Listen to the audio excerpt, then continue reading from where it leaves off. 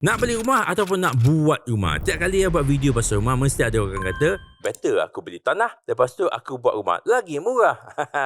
Tapi benda ni sebenarnya, it depends on situation. Sebab bukan semua orang sanggup untuk beli tanah. Okay, beli tanah tu senang je. Tapi nak beli tanah ni, di kadar pinjaman adalah agak tinggi sikit. And itu baru beli tanah, belum lagi nak bina rumah. Kau ingat senang nak deal dengan kontraktor? Okey, tak apa. Kita akan kupas isu ni dengan lebih lanjut dengan melihat poin nombor 1, iaitu poin kenapa kita beli rumah. Apakah yang mudah bila kita beli rumah? Of course lah, proses dia straightforward. Ada orang nak jual rumah, tak kisah rumah tu dah siap, which is selalunya sub-sale, ataupun beli rumah completed daripada developer, ataupun you beli rumah yang under construction, yang dipamerkan di show house developer tu, ataupun dekat kios-kios pop-up store di shopping mall. Untuk pembelian rumah, ejen dan juga lawyer akan handle semua. You just perlu bayar. Ejen pun you bayar sebenarnya, cuma you tak nampak. Sebab dia dapat commission daripada penjualan rumah tu. Tetapi bila developer nak kasih ejen tu jual rumah tu, kos untuk pembayaran ejen tu telah pun dimasukkan dekat dalam harga rumah tersebut. And untuk pembelian rumah daripada developer, kos-kos seperti lawyer untuk SPA dan juga loan agreement ataupun stamp duty pun kadang-kadang dibayar, diserapkan oleh developer tersebut. Tapi again kos-kos ni semua telah difaktorkan dalam harga rumah tersebut.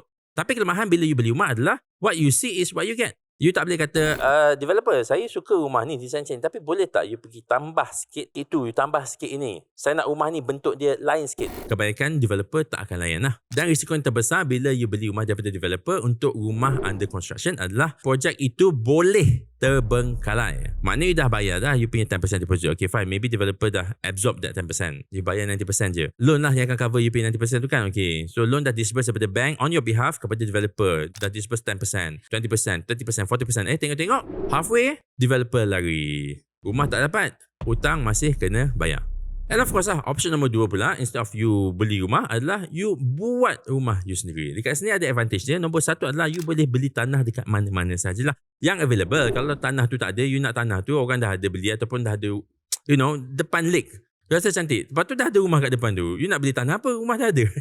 And then bila dah ada rumah, you pun boleh control you design. You engage lah satu kontraktor yang dia boleh design dan dia boleh build rumah you tu. So you kata, saya nak rumah ni macam ni. Saya nak ada bilik bawah tanah. Saya nak ada safe room. Kalau ada orang rompak ke, saya boleh swimming kat situ. You cakap lah apa benda you nak daripada dia. Dia boleh tolong buatkan. And bila kita cakap pasal cost pun, memang cost dia rendah sikit. Sebab there is no developer yang akan makan untung atas angin. Because bila you beli rumah daripada developer, yang buat rumah tu bukan developer. Yang buat rumah tu, yang betul-betul pasang barang-barang tu adalah contractor. Buruh kasar lah, of course lah. Tapi they are employed by contractor.